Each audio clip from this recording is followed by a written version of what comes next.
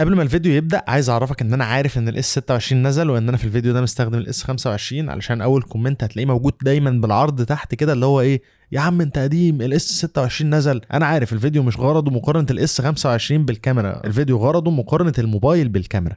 مشاهدة ممتعة بقى، يلا. كل الموبايلات وصلت لمرحلة مرعبة في التصوير، والنهارده احنا معانا وحش سامسونج اس 25 الترا علشان نشوف هل نتائج الصور والفيديو اللي طالع منه تنفع فعلا كاستخدام احترافي ولا لا. وعلشان نختبر ده هنستخدم كاميرا بروفيشنال ميرورلس الام 50 مارك 2 علشان اقارن تصويرها بتصوير موبايل الاس 25 الترا. حبيت اقارن التصوير في كل الاوضاع سواء صور او فيديو علشان اعرف بالظبط هكسب ايه وهخسر ايه من الموبايل والكاميرا. وبرده في الفيديو ده هتعرف ازاي ممكن تصور بالموبايل بتاعك وتظبط اعداداته لدرجه انك ممكن ما تعرفش تفرق بينه وبين كاميرا احترافيه في اغلب الاوضاع. قبل ما نكمل بس حابب اعرفك على سبونسر الفيديو سمول ريج. لو انت مش عارف سمول ريج فهي شركه متخصصه في اكسسوارات التصوير سواء للموبايل او للكاميرات الاحترافيه، واكتر حاجه بتميزهم عامه هي الكواليتي بتاعت منتجاتهم. وعلشان نقدر ناخد احسن كواليتي تصوير من الموبايل النهارده هنستخدم الاول ان وان موبايل فيديو كيت بتاعتهم الجديده. طبعا تقدر تستخدم الكيت دي مع اي موبايل مش شرط الايفون، وهتساعدنا نطلع اعلى كواليتي من الموبايل اللي معانا. وهنستخدم برضه في التصوير الاوت دور المايك الجديد بتاعهم الاس 60 وايرلس نسخه اليو اس بي سي. خلينا بقى نجرب الحاجات دي بالتفصيل خلال الفيديو. قبل ما نبدا نصور فانت لازم تكون عارف ان في فروقات جوهريه ما بين الكاميرا والموبايل. الفرق الاساسي اللي هيفرق معانا فعلا انك في الكاميرا عندك امكانيه انك تغير العدسات اللي بتستخدمها، وده بيديك مجال اكبر انك تغير شكل الصوره عامه، بينما الموبايل بيكون محدود شويه في النقطه دي لان العدسات ثابته، ولكن في المقابل شركات الموبايلات بتحط كذا عدسه تغطي اغلب الابعاد المستخدمه. على سبيل المثال في الاس 25 الترا عندك العدسه الالترا وايد 50 ميجا، وعندك العدسه الاساسيه اللي هنستخدمها اغلب الوقت 200 ميجا، وعندك عدسه للزوم 5 اكس 50 ميجا بكسل. اثناء الفيديو بتاعنا هنكون بنقارن ما بين العدسه الاساسيه في الموبايل مع عدسه 16 مللي سيجما اف 1.4 على الكاميرا، وفي اللقطات اللي فيها زوم هستخدم عدسه 55 مللي مانوال من 7 ارتسنز مع عدسه السامسونج ال 5 اكس. ولان الكاميرا دي تعتبر كاميرا انتري ليفل فهي ما فيهاش كل الامكانيات اللي انت ممكن تكون محتاجها. مثلا اخرك هنا انك تصور 4K على 24 فريم وكمان من غير اوتو فوكس، فانا هكون شغال على مانوال فوكس، ولو شغلت التثبيت الالكتروني هيحصل كروب جامد من الكاميرا. بينما على الموبايل ده تقدر تصور 4K لحد 120 فريم من غير مشاكل، ولحد 8K كمان 30 فريم من غير اي كروب، وكمان باوتو فوكس ممتاز وتثبيت ممتاز. ولكن احنا هنتغلب على الكلام ده اثناء التصوير وهقول لك ازاي. طبعا هتاخد بالك اني اغلب الوقت مركب الموبايل على الريج بتاعتنا علشان اقدر استعمل عليه الاندي فلتر، لاني بصور في النهار وهكون محتاج اظبط الاضاءه. هكون بستعمل برضو نفس الفلتر على الكاميرا. برضه انا على الكاميرا هنا مركب ريج كده كلها تعتبر اضافات يعني علشان بس اسهل التصوير. هنبدا بالصور اللاندسكيب قبل الفيديو ونشوف الاداء هيكون عامل ازاي في الاثنين. علشان تصور اي صوره او فيديو عامه على اي جهاز سواء الكاميرا او الموبايل بيبقى موجود عندك مودين دايما، المود الاوتو وده اللي الجهاز او الكاميرا بنفسها بتحدد فيه الاعداد بتاع التصوير من شاتر سبيد وايزو وغيرها. بيبقى موجود عندك برضه المود البرو اللي انت بتقدر بنفسك تخصص فيه كل الاعدادات، وده اللي احنا هنستخدمه اغلب الوقت، بس انا حابب الاول اجرب المود الاوتو على الجهازين او الكاميرا والجهاز واشوف الصور والنتائج بتاعتها هتطلع عامله ازاي. بعد ما اخش على المود المانوال عندي هنا 3 اعدادات اساسيه للضوء. اول حاجه موجوده عندي الشاتر سبيد، وبعد كده فتحه العدسه، وبعد كده الايزو. الشاتر سبيد بيتحدد على سرعه الفريم ريت اللي انت بتصور عليه. على سبيل المثال انا هنا بصور على 24 فريم فمخلي الشاتر سبيد على 50. الشاتر سبيد دايما بيكون ضعف الفريم ريت، يعني انا لو بصور على 24 بخليها على 50، لو بصور على 30 بخليها على 60، لو بصور على 60 بخليها على 120 وهكذا. فتحه العدسه هي اللي بتغير او بتاثر في تاثير العمق اللي في الصوره. كل ما بفتح العدسه اكتر كل ما بتديني عزل اكتر للجسم اللي انا بصوره وبتزود الاضاءه. كل ما بقلل فتحه العدسه العزل بيقل والاضاءه بتقل. بعد كده عندي الايزو، وده الاضاءه الالكترونيه او ده مقدار الكهرباء او الطاقه اللي بتخش للسنسور عشان ينور الصوره. زي ما انت شايف لو بدات اعلي الايزو كده بالشكل ده هتلاقي عندك الصوره بتلسع وبتضرب جامد. في المتعارف عليه وفي العادي احنا لما بنيجي نصور فيديو بنقلل الايزو بقدر المستطاع، علشان الايزو ده لما بتزوده مش بس بيزود الاضاءه، هو بيزود النويز اللي موجوده في الصوره، فبالتالي ممكن تشوف الوان غريبه كده في الصوره او بكسله، ساعات ده بيكون سببها النويز العالي. انا عشان اظبط الكاميرا في الظروف العاديه بتاعتنا دي انا دلوقتي بصور في ضوء النهار، فبستخدم هنا حاجه اسمها اندي فلتر. اندي فلتر ده بيقلل السطوع شويه بتاع بيقلل النور شويه اللي داخل للعدسه بحيث ان انا اقدر اظبط الاضاءه، لان انا عندي هنا حتى لو قللت الايزو اقل حاجه وقللت الشاتر سبيد اقل حاجه بحتاج فتحه العدسه عشان اعرف ادي تاثير العزل او تاثير العمق اللي موجود عندي في الصوره، فبالتالي الاضاءه بتكون واسعه او الاضاءه بتكون عاليه قوي، فبضطر استخدم الفلتر.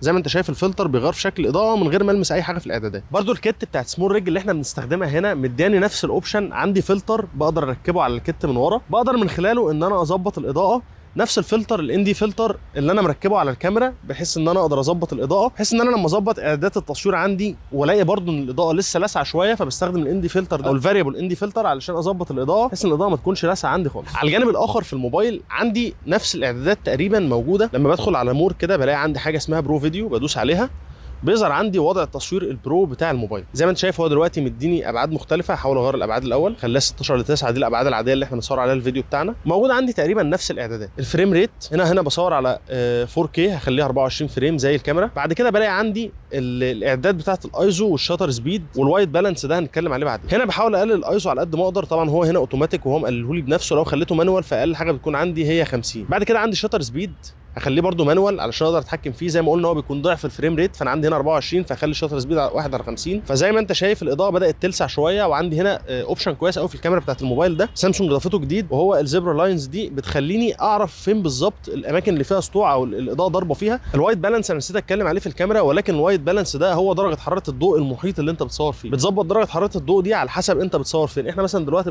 بنصور في ضوء الشمس، فهو بيكون ما بين 5500 5600، ده الوايت بالانس الطبيعي بتاع الشمس يعني، فبالتالي الالوان تطلع عندك مظبوطه على الشاشه. لو جينا لتصوير الصور فهتلاقي ان انت عندك نفس الاوضاع اللي اتكلمنا عليها في الفيديو مع شويه اختلافات بسيطه في الاعدادات. هحاول اختصر لك الاعدادات. عندك طبعا الاعدادات الاساسيه، الشاتر سبيد وفتحه العدسه والايزو. هنا الشاتر سبيد مش بيفرق جامد قوي، لان انت كده مفيش فيديو، فمش بتصور اضاءه مش هيبان فيها حركه، فمش هيبان شكله غريب. ولكن الشاتر سبيد هنا بيلقط سرعه الحركه ورا الكاميرا، بحيث ان انا ايدي ممكن تبان ليها موشن بلور لو قللت الشاتر سبيد، ولو زودته الموشن بلور ده بيختفي. الاعدادات الاساسيه عندك بتكون في التصوير، لو عايز تصور على رو او جي بي جي او جيبك زي ما الوضع الافتراضي بتاع الكاميرا او الوضع الافتراضي بتاع الصور، او لو عايز تصور صوره رو طبعا علشان تاخد الصوره تعدل عليها بعد كده، نفس فكره اللوج بروفايل بتاع الفيديو، ولكن ده بيكون للصور. دلوقتي انا عندي امكانيه في الموبايل ان انا اغير ما بين التصوير ال 12 ميجا بكسل او التصوير ال 50 ميجا بكسل في البرو مود، فانا هخليها على 50 ميجا بحيث ان هو بقدر المستطاع يكون يعني ريزوليوشن او بكسلات قريبه اكتر للكاميرا. تعال بقى اخدك لشويه صور انا خدتها في نفس الظروف بنفس الاعداد تقريبا على الموبايل وعلى الكاميرا، وبس نتفرج عليهم. انا مش هحكم لك عليهم او كده، انا بس هوضح لك النقطه الاساسيه ونشوف الصور مع بعض. دايما بيكون عندنا على الشمال الصوره بتاعه الكاميرا، ودايما الصوره على اليمين بتاعه الموبايل. وزي ما انت شايف اول حاجه واضحه خالص، طبعا انا بصور هنا بال1 اكس على الموبايل، وبصور بالعدسه 16 مللي اللي هي تعتبر مكافاه ال1 اكس على الكاميرا. اكيد خدت بالك من العزل، سيبك من الابعاد، انا الصوره دي بس ما كنتش ظابط الابعاد، بعد كده ظبطتها، ولكن اكيد خدت بالك من العزل. هنا دي اكتر حاجه بتبان فرق ما بين الكاميرات والموبايلات، وهي حجم السنسور بتاع الكاميرا، ودي حاجه دايما الكاميرا متفوقه فيها، وحاجه الموبايل ما يقدرش يحاكيها غير بالسوفت وير. تاني حاجه دايما هتاخد بالك منها في كل الصور اللي هنستعرضها دلوقتي، وهي الدايناميك رينج. دايما الكاميرا بتاعه الموبايل بتقدر تطلع الاماكن اللي النور فيها ضارب او الاماكن اللي ضلمه قوي احسن من الكاميرا البروفيشنال، لان الموبايل في الحاله بتاعتنا دي بيعمل حاجه صايعه قوي وذكيه قوي وبسيطه في نفس الوقت. الموبايل بياخد صورتين، صوره للمكان المنور جامد وهو ظابط فيه الاضاءه، وصوره للمكان المظلم جامد وهو ظابط فيه الاضاءه. وخلال البروسيسنج اللي بيحصل بعد ما انت بتدوس على زرار الشطر بتاع الموبايل بيجمع الصورتين مع بعض بحيث ان يطلع لك الاماكن الضلمه واضحه والاماكن المنوره جامد واضحه، بينما الكاميرا ما بتعملش كده. موضوع الديبس اوف فيلد واضح اكتر عندك في الصوره دي، زي ما انت شايف الموبايل هنا او الكاميرا هنا عامله فوكس اكتر على الشجره اللي قدامي، بينما الحاجات اللي وراها كلها اوت فوكس. بينما في الموبايل مش هتلاحظ اصلا موضوع الفوكس ده، هتلاقي كل حاجه ان فوكس لحد ما انت تقرب منها بنفسك بحيث ان انت تعمل عزل ورا الحاجه اللي انت بتصورها. لكن الصورتين زي ما انت شايف طبعا دايما صوره الكاميرا هتلاقيها جودتها احلى، التفاصيل فيها انعم، مش هتلاقيها مخرفشه او التفاصيل فيها حاده زي الكاميرا بتاعه الموبايل. رغم ان انا هنا بصور على وضع ال 50 ميجا بكسل على الموبايل والكاميرا نفسها 24 ميجا بكسل، ولكن حجم الصوره او كميه التفاصيل اللي في الصوره طبعا بتطلع دايما احسن من الكاميرا. الصوره دي تعتبر مثاليه في توضيح فكره الديناميك رينج اللي انا قلت لك عليها. زي ما انت شايف الاماكن الغامقه هنا في الموبايل ما زالت فيها تفاصيل كويسه وما زالت واضحه نوعا ما، والاماكن الفاتحه برضو في الموبايل ما زالت فيها تفاصيل، ما زلت انت شايف لون السماء اللبني وشايف السحاب. ولكن في الكاميرا علشان تقدر تاخد اضاءه كويسه تحت في الضلمه لازم النور يفقع منك، والعكس عشان تقدر تاخد اضاءه كويسه فوق في النور لازم الضلمه تضلم منك زياده والعكس. ولكن برضو بتكلم معاك على كميه تفاصيل، دايما هتلاقي صوره الكاميرا انعم. عايز برضو الفت نظرك لنقطه وهي الوايت بالانس. هتلاحظ دايما في كل الصور ان صوره الموبايل مصفره اكتر شويه من صوره الكاميرا، ده بيجي بطريقه تعامل الكاميرا بتاعه الموبايل سواء الموبايل او الكاميرا مع اللون الابيض. انا ظابط الوايت بالانس في الكاميرا والموبايل على نفس القيمه، ولكن دايما هتلاحظ ان الكاميرا الصوره بتاعه التليفون مصفره شويه عن الصوره بتاعه الكاميرا، فده بيبقى اختلاف في طريقه البروسيسنج نفسها بتاعه الكاميرا بتاعه كل جهاز. صوره ثانيه برضو ممكن تكون بتوضح شويه اللي انا بتكلم فيه. هنا لما قربت شويه من الجسم اللي انا بصوره عمل عليه عزل في الموبايل وبقى الخلفيه هي اللي فيها الفوكس، لان انا كنت مركز على الخلفيه مش على الجسم اللي قدامي. ونفس الكلام في الكاميرا، ولكن الكاميرا بتكبر الموضوع ده بزياده، فتشوف ان انت المكان الجزء الاولاني ده عليه بلور جامد جدا، ولكن الجزء اللي ورا واضح. وطبعا نفس الكلام بالنسبه للاضاءه، هتلاحظ ان الاضاءه تعتبر فاقعه في الكاميرا وفي الموبايل، ولكن ده علشان اقدر ابين الجزء الغامق اللي عندك هنا، لان دي صوره صعبه، فيها جزء منور جامد وفيها جزء مظلم جامد. لو زومنا شويه في التفاصيل اللي هي في الزرع تحت كده فهتاخد بالك برضو من اللي انا بتكلم معاك فيه، ان دايما التفاصيل في الكاميرا بتكون اكتر، وده طبيعي جدا بسبب حجم السنسور الاكبر وملهاش علاقه بعدد الميجا بكسلز. الصوره دي برضو خير دليل على اللي انا بتكلم فيه هنا. شوف هنا الكاميرا بسهوله قوي عامله بلور على كل حاجه ورا الزرعه دي، رغم ان انا اعتبر بعيد عنها، ولكن كل حاجه وراها اوت اوف فوكس. ولكن في الموبايل هنا كل حاجه ان فوكس، وده دايما بيدي شكل احلى او لوك احلى للتصوير بالكاميرا عامه. طبعا انا قدام شويه هوري لك صور متصوره بوضع البورتريه بتاع الموبايل، لان انا عارف انت تقول لي في بورتريه في الموبايل بيعمل عزل. هنشوف الصور بورتريه وهنشوف هل هي ترتقي لمستوى الكاميرا ولا لا. كمان نقطه ممكن تلاحظها، النويز في الكاميرا بتاعه الموبايل بتكون اعلى شويه في الاماكن الضلمه لما بيحاول يفتحها عن الكاميرا. الكاميرا مش بتحاول تفتح او مش بتجبر نفسها ان هي تفتح الاماكن الضلمه، لا هي بتطلعها لك ضلمه عادي جدا، فبتلاقي ان انت عندك النويز في الاماكن الضلمه دي مش كبيره زي الموبايل. الموبايل بيزود هنا الايزو شويه علشان يطلع لك الاماكن دي فاتحه، فبيبدا النويز يزيد. هنا في مصدر ضوء ضارب قدامي في الكاميرا، وانا لاحظت تفوق الموبايل بقى، وهي دي الحته اللي الموبايل بيعرف يكسب فيها او بيعرف يتفوق فيها. بيقدر يهندل النور اللي جاي في وشه، وفي نفس الوقت بيفضل يخلي الحاجه اللي موجوده تحت واضحه او باينه. بينما عندك الكاميرا هنا اضطرت تغمق الدنيا شويه. اوفر اول الصورتين شكلهم حلو قوي، ولكن الموبايل هتلاقيه مظبط الالوان وجاي في الحتت الغامقه قادر يتعامل معاها، لان زي ما قلت لك هو بياخد صورتين، بياخد صوره للاماكن الغامقه ويظبطها الاول، وياخد صوره للاماكن الفاتحه ويظبطها بعد كده، وبعد كده بيركب صورتين على بعض. كل ده بيحصل في اللحظه اللي انت بتدوس فيها على الزرار، بينما الكاميرا ما بتعملش الكلام ده اصلا. شوف دي صوره كمان مفيش فيها عنصر قريب وعنصر بعيد، فبالتالي مفيش خاصيه الديبس اوف فيلد مش واضحه، فبالتالي انت حاسس ان الصورتين قريبين قوي من بعض. اختلاف الالوان ده زي ما قلت لك بسبب الوايت بالانس، ولكن الصورتين فعلا الصورتين يعني ينافسوا بعض قوي. وممكن ناس كتير قوي تشوف الصورتين دول يعجبهم صوره الموبايل اكتر من صوره الكاميرا، لان صوره الموبايل قادره توضح الاماكن الغامقه زي ما قلت لك، وقادره تطلع كل الصوره متوازنه، ولكن الكاميرا دايما بتطلع لك لو انت عارف هتستغله ازاي او لو انت عارف هتستفاد منه ازاي هيبقى بالنسبه لك احسن طبعا. ولكن اغلب الناس العاديين اللي بيصوروا عادي بيبقى بالنسبه له صوره الموبايل دايما بتطلع احلى. واضح عندك هنا التفاوت ما بين اللون الابيض في الصورتين. هنا الابيض في الموبايل بيكون ابيض مصفر زياده عن اللزوم، ولكن في الكاميرا ممكن لو زودت الوايت بالانس شويه تطلع لك نفس الالوان يعني. ولكن انا بوري لك ان الطريقتين في المعالجه مختلفين. طبعا عندك هنا التفاصيل في الموبايل تفاصيل مش حقيقيه 100% زي الكاميرا رغم ان هي ممكن تطلع لك الحاجه بلورد شويه من بعيد، ولكن الكاميرا قادره ان هي تطلع لك حاجه ناعمه، ما بتطلعلكش التفاصيل مبالغ فيها زي ما الموبايل بيعمل يعني. بس الاهم بالنسبه لاغلب المستخدمين هو تصوير الفيديو، وفعلا دي النقطه اللي فيها تطور رهيب في الموبايلات اخر كام سنه. واغلب الناس بتفاضل دايما ما بين اجيب موبايل نظيف ولا اجيب كاميرا علشان لو عايز ابدا محتوى. تعال نشوف نقدر نطلع ايه من هنا وايه من هنا. طيب انا دلوقتي بعد ما ظبطت الاعدادات هي على الكاميرا وعلى الموبايل، هبدا تصوير الفيديو من منظور ثابت علشان نشوف بس الشكل والتفاصيل ونشوف الاختلافات مع بعض واحنا بنصور. طبعا في نقطه واضحه انا ملاحظها، ان الكادر بتاع الموبايل اوسع شويه من الكادر بتاع الكاميرا، وده بسبب ان الكاميرا بتاعتي لما باجي اصور بيها على 4K بتعمل كروب شويه على من العدسه، بتعمل كروب 1.6 تقريبا، فبتبقى الصوره زومد ان شويه.